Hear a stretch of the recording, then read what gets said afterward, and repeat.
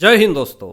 अगर आप एक मकान मालिक हैं तो संभल जाइए, क्योंकि आपके साथ भी बहुत बड़ा स्कैम हो सकता है। और ये स्कैम और कोई नहीं, जिस किराएदार को आपने रखा है वही किराएदार आपके साथ स्कैम कर सकता है। 18 करोड़ रुपए चुकाने पड़ सकते हैं। क्या क्या सावधानी बरतनी पड़ेगी आपको बताएंगे इस वीडियो में।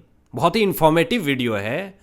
नरेंद्र मोदी सरकार की तरफ से क्या क्या इस पे सख्त कानून बनाए गए हैं, पूरी खबर आपको विस्तार से बताते हैं। जो घटना दिल्ली के विवेक विहार में घटी है, उस घटना ने सबको चौंका दिया है।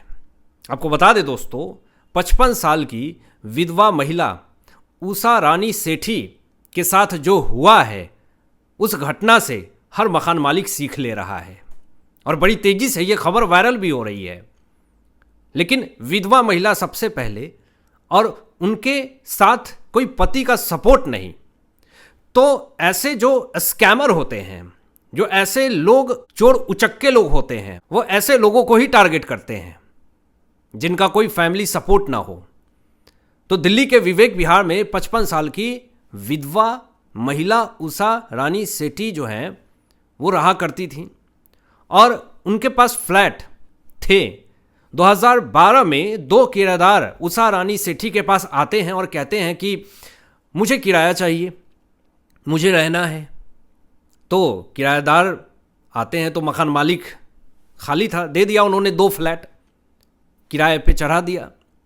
उषा रानी सेठी को तनिक भी शक नहीं हुआ कि ये दोनों किराएदार जो हैं उनके साथ एक बहुत बड़ा स्कैम करने वाले हैं।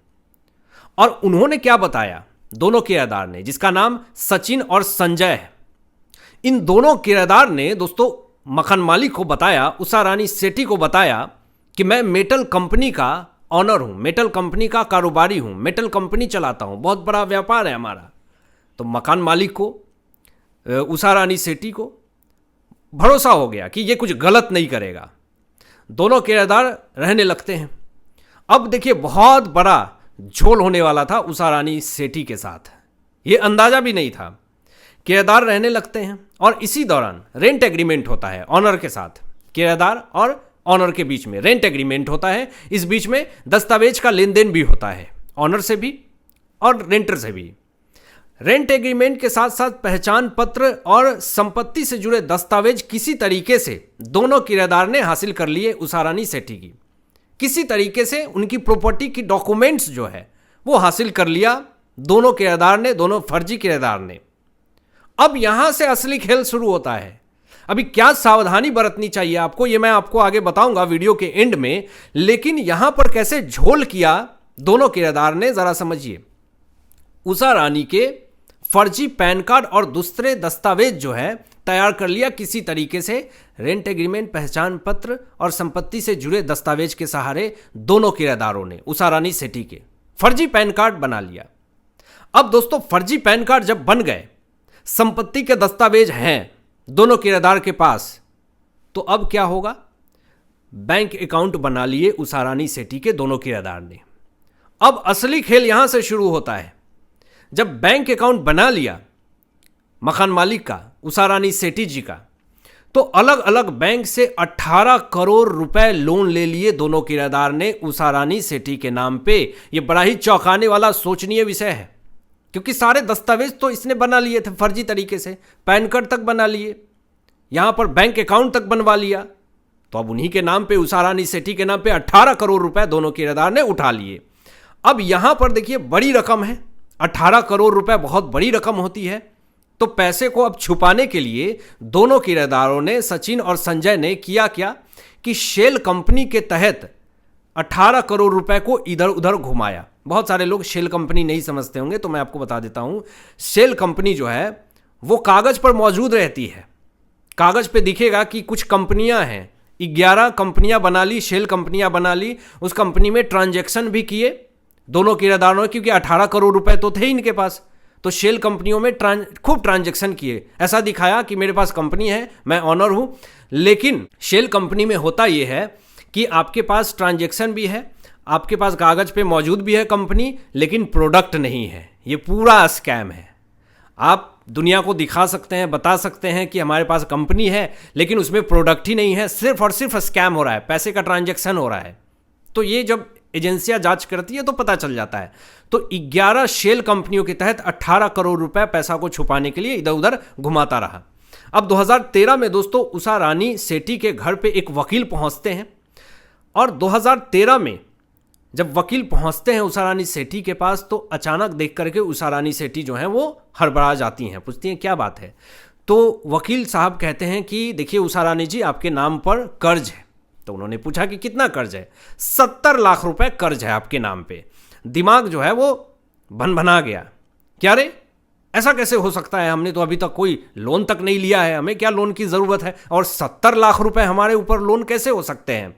उषा रानी सेठी को शक हुआ, फिर तुरंत पुलिस में जाकर के शिकायत करी, और जब पुलिस में शिकायत करी, डॉक्यूमेंट्स का वेरिफिकेशन हुआ तो पता चला कि अरे ये तो 70 लाख रुपए का लोन नहीं है, ये 18 करोड़ रुपए का कर्ज है उषा रानी सेठी के ऊपर।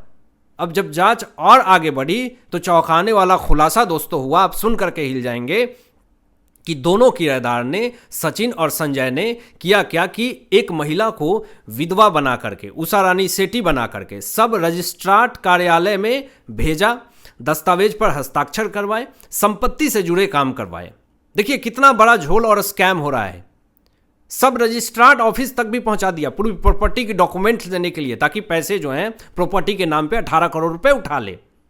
तो ये स्कैम हुआ है। अब इस मामले में बड़ी कार्रवाई हुई है, दिल्ली में बीजेपी की सरकार है तो तुरंत एक्शन हुआ और संजीव दीक्षित को सीबीआई ने गिरफ्तार कर लिया है। अभी संजीव दीक्षित जो है तिहाड़ जेल में बंद है। सचिन और संजय अभी भी फरार है, दोनों किराएदार, लेकिन अभी जांच जारी है, इसके ऊपर भी कभी भी गाज गिर सकती है। अब सबसे दोस्तों बड़ी और सोचने वाली बात यह है कि अब आपको क्या करना चाहिए ताकि आप ऐसे लोगों से दूर रहें, ऐसे लोगों से ना फंसें, क्योंकि आप एक मकान मालिक हैं, बहुत ही शौकों और उम्मीदों से किराएदार को आप अपने परिवार की तरह घर में रखते हैं। एक परिवार का हिस्सा होता है मकान मालिक के साथ जो संबंध होते हैं, किराएदार और मकान मालिक का एक परिवार का हिस्सा होता है। वो आपको अपने घर में पनाह दिया है परिवार की तरह, तो आपको एक परिवार की तरह उस ऑनर को आपको मानना पड़ेगा। लेकिन कुछ ऐसे स्कैमर होते हैं, जो ऐसे घटिया लोग होते हैं, जो इस तरह की नीच हरकत करते हैं। अभी मकान मालिक के लिए बहुत इंफॉर्मेटिव बात मैं बता रहा हूं, उनको क्या करना चाहिए। सबसे पहले मकान मालिक जो है अपनी ओरिजिनल प्रॉपर्टी डॉक्यूमेंट्स किराएदार को कभी मत दें, और मैं तो कहूंगा कि ओरिजिनल क्या, डुप्लीकेट भी मत दीजिए। डॉक्यूमेंट्स की कोई बात ही नहीं होती है, प्रॉपर्टी को लेकर के किराएदार से कोई बात ही नहीं होनी चाहिए। आप किराएदार हो, किराया दो, रेंट एग्रीमेंट में भी प्रॉपर्टी की दस्तावेज नहीं लगते हैं, तो आप ये क्लियरली माइंड में सेट कर लीजिए, ओरिजिनल प्रॉपर्टी डॉक्यूमेंट्स आपको किराएदार को नहीं देने हैं।